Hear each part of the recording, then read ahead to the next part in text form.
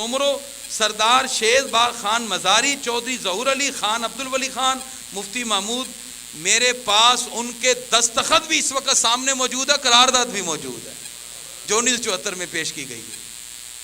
جب یہ قرارداد پیش کی گئی اس کے مطابق یہ بات واضح ہوئی. حالانکہ اس وقت ذوالفقار علی بھٹو نے کہا مولانا صاحب یہ مسائل مسجد و محراب کے ہیں، یہ آپ وہاں حل کریں، پارلیمنٹ میں کہاں یہ لے کے آ گئے ہیں. آپ نے پارلیمنٹ میں کھڑے ہو کے کہا بھٹو صاحب یہ مسئلے مدرسے مسجد کے محراب پہ حل ہو چکے ہیں، اب یہ مسئلہ پارلیمنٹ میں ہی حل ہوگا. اور پھر پارلیمنٹ میں حل ہوا، لہذا پورا موقع دیا گیا. قادیانی کو کہا آؤ، آپ کو پورا موقع دیا جاتا ہے، آپ اپنی صفائی میں جو پیش کرنا چاہیں.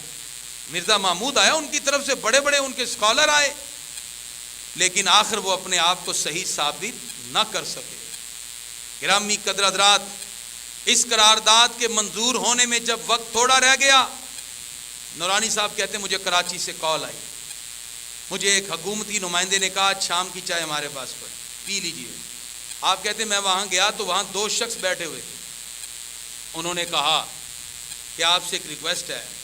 کہا جی کیا؟ کہا یہ ہے کہ آپ اس قرارداد میں یہ جو لکھ رہے ہیں نا، جو مرزا قادیانی کو مانے وہ کافر ہے، اس میں تھوڑی سی ترمیم کر دیں. آپ اس میں یہ کر دیں کہ جو مرزا قادیانی کو نبی مانے وہ کافر ہے، یہ ترمیم کر دیں. اصل میں ان کے 2 گروہ ہیں، ان میں سے ایک لوری گروپ ہے، ایک ربوی گروپ ہے. بنیادی طور پر جو تو لوری گروپ ہے وہ مرزا کو مجدد مانتا ہے، اور جو ربوی گروپ ہے وہ نبی مانتا ہے. لیکن دونوں اس لیے کافر ہیں کہ دونوں پر کفر کا فتویٰ ہے کہ جس کو مان رہے ہیں وہ اپنے آپ کو نبی کہتا ہے. تو لوری گروپ بچنا چاہتا تھا کہ ہم بچ جائیں، تو انہوں نے بریف کیس آگے رکھ کے 3 کروڑ روپیہ نورانی صاحب کے سامنے پیش کیا. 1974 کی بات ہے. نورانی صاحب کا جب وصال ہوا نا، چھوٹے سے ایک حجرے میں رہ رہے تھے، اس وقت 3 کروڑ روپیہ جس کے پاس آ جائے بڑی بات ہے.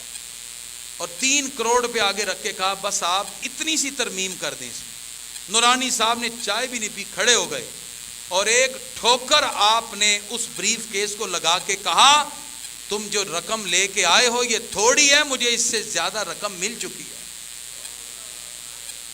انہوں نے سمجھا شاید کسی نے دیا، انہوں نے کہا جی ہم آپ کو اور بڑھا دیتے ہیں، آپ بات تو کریں. کہا ظالموں مجھے یہ رقم کی ضرورت نہیں، مجھے قیمت یہ نہیں ملی، اللہ کی عزت کی قسم مجھے قیمت مکین گنبد خضرا نے عطا فرما دی ہوئی ہے، لہذا اب مجھے ان کی ضرورت نہیں. یہ کہتے ہوئے آپ نے ٹھوکر ماری اور آپ وہاں سے نکل آئے. یہ ہمارے وہ غیور علماء تھے جو پیسوں پر بکے نہیں. آج جو لوگ انگلیاں اٹھا کے ختم نبوت پہ بات کر رہے ہیں، میں یہ بات باور کرانا چاہتا ہوں وہ ہمارے اسلاف اگرچہ دنیا سے چلے گئے، ان کے وارث آج بھی موجود ہیں. انشاءاللہ خون کا آخری قطرہ بھی جب تک ہے ہم ختم نبوت پہ قربان کر کے رہیں گے اور اپنے آقا کی عزت کی حفاظت کر کے رہیں گے. اور پھر میں آپ کو یہ بھی بات واضح کر دوں، اس کے بعد پھر باقاعدہ طور پر جب یہ بات کلیئر ہو گئی تو قادیانیوں کو غیر مسلم اقلیت قرار دے دیا گیا.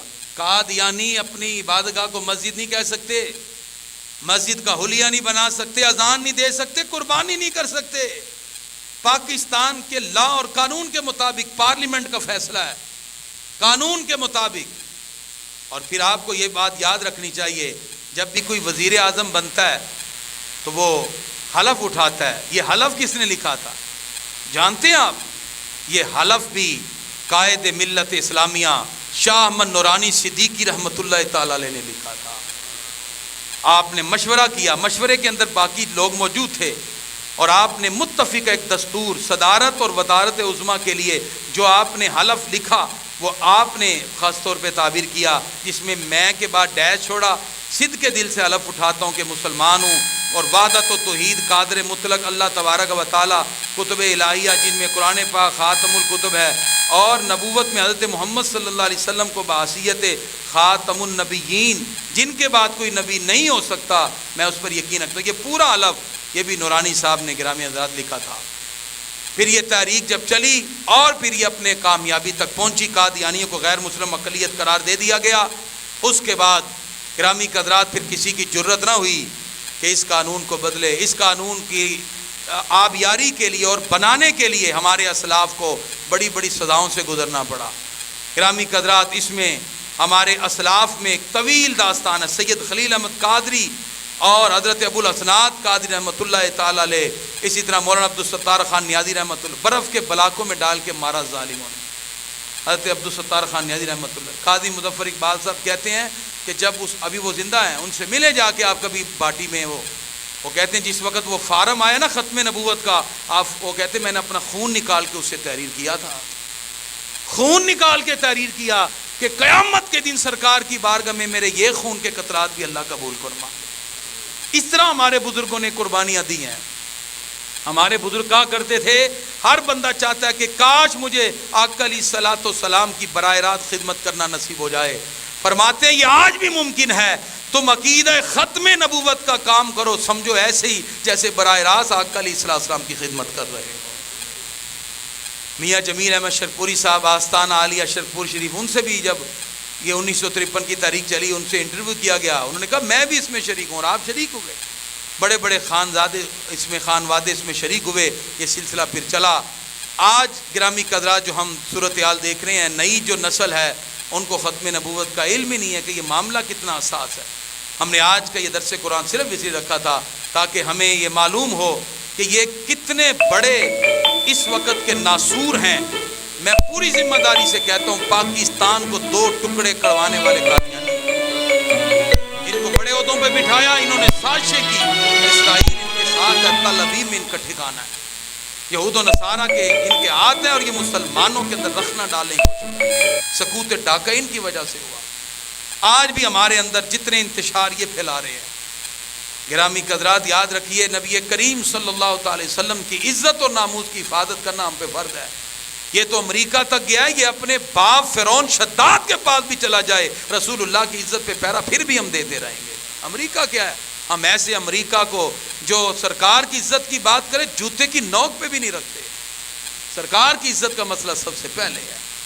اس لیے گرامی قدرات، اس وقت ضرورت اس امر کی ہے ہم عقیدہ ختم نبوت پہ پیرا دیں، اپنے بچوں کو یہ تعلیم دیں، اور آگے تک یہ پیغام پہنچائیں کہ نبی کریم صلی اللہ علیہ وسلم کے بعد اب کوئی نبی نہیں ہو سکتا۔ اور قادیانیوں کے ساتھ نہ گفتگو کرنے کی اجازت ہے، نہ بیٹھنے کی، نہ کاروبار کی، نہ جنازے کی، نہ نکاح کی، بالکل اجازت نہیں۔ اور یہ لوگ اب کیا کر رہے ہیں؟ بعد اب آپ کو پتہ، مجھے فون ہے خاتون کا، وہ کہتی میری شادی ہوگی، مجھے پتہ ہی نہیں وہ قادیانی ہے، بچے بھی ہو گئے، 8-10 سال بعد چلا وہ قادی، یہ بھی ان کا ایک طریقہ ہے۔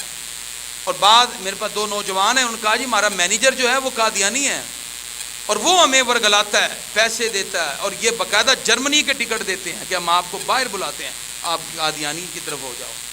تو یہ باقاعدہ ایک طریقہ کار انہوں نے بنایا جس سے مسلمانوں کو گمراہ کرنے کی کوشش کی جاتی ہے۔ آئیے ہم اس بات کا عزم صمیم کریں کہ آقا علیہ الصلوۃ والسلام جو اللہ کے آخری نبی ہیں، ان کی ختم نبوت پہ ہمارا یقین ہونا چاہیے۔ ہم کوشش کر رہے ہیں کہ اس علاقے میں ختم نبوت کے حوالے سے ایک ہم ایسا آپس میں تعلق رکھیں۔ ہمارے اسی مسجد میں ہر اتوار کو درس قرآن ہوتا ہے، تو کوشش کریں آپ ہر اتوار، نہیں تو مہینے کے پہلے اتوار کو آپ ضرور اس میں آیا کریں۔ اس میں ہم کوشش کریں گے 4 اتواروں میں سے جو پہلا اتوار ہوگا مہینے کا، اس میں ہم کچھ نہ کچھ بات ختم نبوت پہ ضرور کریں گے، تاکہ یہ سلسلہ ختم نبوت کا اسی طرح چلتا رہے، لوگوں کے ذہنوں میں یہ افکار اسی طرح پیدا ہوتے رہیں۔ ہمارے یہاں بہت سے دوست تشریف لائے ہیں، میں سب کا گائے بگائے شکریہ ادا کرتا ہوں۔ انجمن بھائی چارہ، ہمارے اب آپ کہہ رہے تھے کوئی ایسا پروگرام بھی ہونا چاہیے جہاں مذہبی معاملہ ہو، تو انجمن بھائی چارہ کہ جس طرح ہم رفائی کام کر رہے ہیں، تو یہاں انشاءاللہ ہر اتوار کو درس قرآن ہوگا، آپ یہاں ضرور آیا کریں، دینی مسائل انشاءاللہ یہاں ذکر ہوا کریں گے۔ اس کے علاوہ اگر آپ کے ذہن میں کوئی سوال ہے، اگر آپ کوئی کویشچن کرنا چاہتے ہیں تو آپ سوال کر سکتے ہیں، ہم آپ کے پوچھے گئے سوال کا جواب دیں گے۔ اس کے بعد ہم دعا کرتے ہیں کہ اللہ تعالی ہم سب کو نبی کریم صلی اللہ علیہ وسلم کی عزت اور ناموس پہ پہرا دینے کی اللہ توفیق عطا فرمائے۔ ایک مرتبہ سورہ فاتحہ